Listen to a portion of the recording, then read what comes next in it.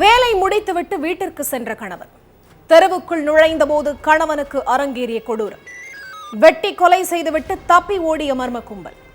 நடு ரோட்டில் கணவன் ரத்த வெள்ளத்தில் சடலமாக கிடந்த பயங்கரம். உடன் வேலை பார்த்தவரே கூலிப்படைகளை ஏவி நண்பரை கொலை செய்தது ஏன்? பின்னணி என்ன?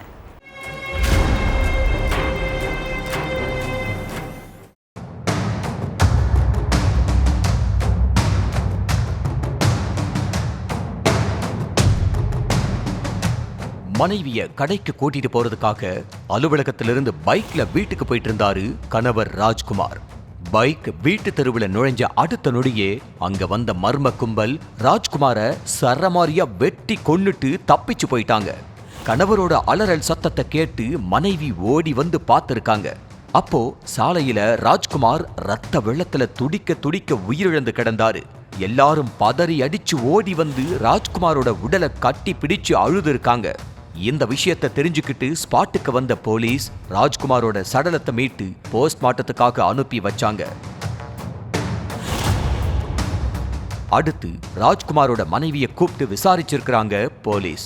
உங்க கணவருக்கு யார் கூடயாவது முன்பகை இருக்கா, யார் மேலையாவது சந்தேகம் இருக்கான்னு கேட்டிருக்காங்க.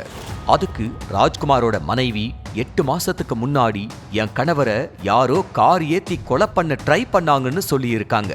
அதுக்கப்புறம் கொலையாளிகள் யாருன்னு கன்ஃபார்ம் பண்ண அந்த பகுதியில் உள்ள சிசிடிவி காட்சிகளை ஆய்வு பண்ணாங்க. அடுத்து ராஜ்குமாரோட நண்பர் கல்லானை வீட்ல பெயிண்ட் அடிக்கிற வேலை பார்த்த ஜெயராஜ்னு எல்லாரையும் விசாரணை வளையத்துக்குள்ள கொண்டு வந்து அவங்களோட போன் நம்பரை வாங்கியிருக்காங்க போலீஸ். அதுக்கடுத்து ராஜ்குமார் கொலை செய்யப்பட்ட நேரத்துல கல்லானை ஜெயராஜ் எங்க இருந்தாங்கன்னு தெரிஞ்சுக்க அவங்களோட செல்போன் சிக்னலை செக் பண்ணி இருக்காங்க. அப்போ ராஜ்குமார் வெட்டப்பட்ட நேரத்துல ஜெயராஜோட செல்போன் சிக்னல் அதே ஏரியாவுல காட்டி இருக்கு. அதுக்கப்புறம் ஜெயராஜோட செல்போன் கால் லிஸ்டை எடுத்து பார்த்திருக்காங்க. அதுல கல்லானை ஒரு நாளைக்கு 10 முறைக்கு மேல ஜெயராஜுக்கு போன் பண்ணது தெரிய வந்திருக்கு.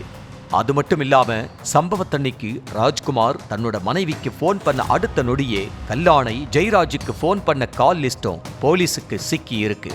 இதனால 2 பேரையும் தங்களோட கஸ்டடியில எடுத்து விசாரிக்க ஆரம்பிச்சாங்க போலீஸ்.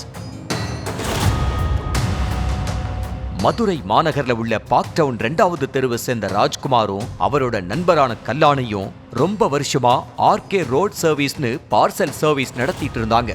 அதாவது வெளி மாநிலங்கள்ல இருந்து வர்ற பார்சல்களை இங்க டிஸ்ட்ரிபியூட் பண்றதுதான் இவங்க வேலை. இந்த தொழில ராஜ்குமார் தான் அதிக முதலீடு போடுவாராம். அதே மாதிரி லாபத்திலையும் அதிகமா எடுத்துப்பாராம். இதுக்கிடையில 2 பேரும் சேர்ந்து திருச்சியில ஒரு கிளைய ஆரம்பிச்சிருக்காங்க. இவங்களோட பிசினஸ் உச்சத்துல கொடிகட்டி பறந்துட்டு இருந்த நேரத்துல கல்லானை தன்னோட மகனை இந்த பிசினஸ்ல பார்ட்னரா சேர்த்துக்க சொல்லி ராஜ்குமார் கிட்ட கேட்டிருக்காரு. அதுக்கு ராஜ்குமார் அதெல்லாம் வேண்டாம், இந்த பிசினஸ்ல வாரிசு இருக்கக்கூடாது, உன் பையனுக்கு தொழில் பண்ண ஆசையா இருந்தா 2 பேரும் தனியா ஒரு பார்சல் சர்வீஸ் கம்பெனியை ஆரம்பிச்சுக்கோங்கன்னு சொல்லி இருக்காரு. என் மகனை பிசினஸ் பார்ட்னரா சேர்த்தா அவனோட லைஃபும் நல்லபடியா இருக்கும், அதனால எனக்காக அவனை தொழில சேர்த்துக்கோன்னு சொல்லி இருக்காரு. ஆனா ராஜ்குமார் முடியாதுன்னு மறுப்பு தெரிவிச்சிட்டாரு.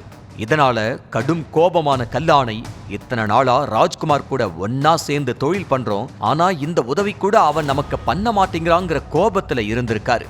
இந்த கோபமே ராஜ்குமாரை கொலை செய்யவும் தூண்டி இருக்கு. அதுக்காக ஜெயராஜுங்கிற நபருக்கு 10 லட்சம் ரூபாய் கொடுத்து ராஜ்குமாரோட வீட்டுக்கு பெயிண்ட் அடிக்கிற வேலைக்கு சேர்த்திருக்காரு. அடுத்து ஜெயராஜ் தன்னோட ஆட்களோட சேர்ந்து ராஜ்குமாரோட நடவடிக்கையை கண்காணிச்சுக்கிட்டு இருந்திருக்காரு. அதுபடி சம்பவத்தன்னைக்கு ராஜ்குமார் வேலையை முடிச்சிட்டு வீட்டுக்கு போயிட்டு இருந்தாரு. அப்போ அங்க வந்த ஜெயராஜும் அவரோட ஆட்களும் ராஜ்குமாரை வெட்டி கொலை செஞ்சுட்டு தப்பிச்சு போயிட்டாங்க. விசாரணையோட முடிவுல எல்லா உண்மையையும் தெரிஞ்சுக்கிட்ட போலீஸ் கல்லானை ஜெயராஜ்னு அவனோட கூட்டாளிகளை அரெஸ்ட் பண்ணிட்டாங்க.